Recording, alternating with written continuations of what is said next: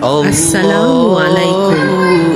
রাসূল সাল্লাল্লাহু আলাইহি ওয়াসাল্লাম বলেছেন, যে ব্যক্তি ইচ্ছাকৃতভাবে আমার নামে মিথ্যা রটনা করে সে যেন জাহান্নামে তার বাসস্থান গ্রহণ করে।